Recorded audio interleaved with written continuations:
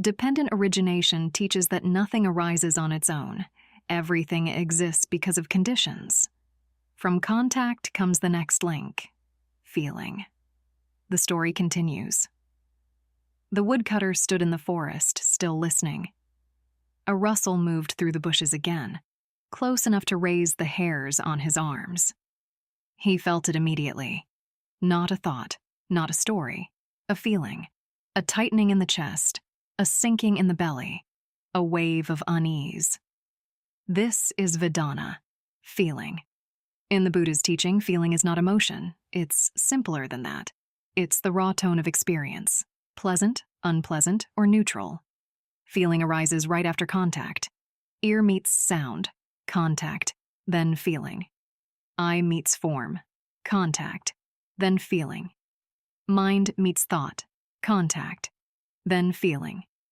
And this is where the mind begins to lean. That night, the woodcutter noticed something important.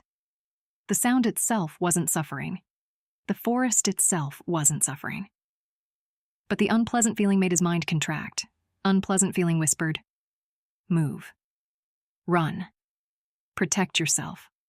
Pleasant feeling does the opposite. It says, "More. Again.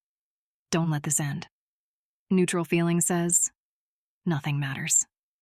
And the mind drifts into distraction. This is how the wheel turns, quietly, constantly.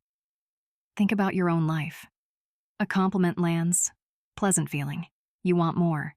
A criticism lands, unpleasant feeling. You push back or shut down.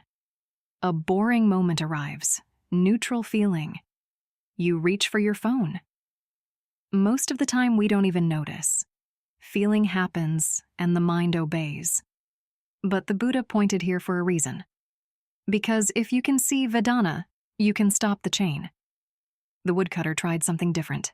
He heard the sound. Contact.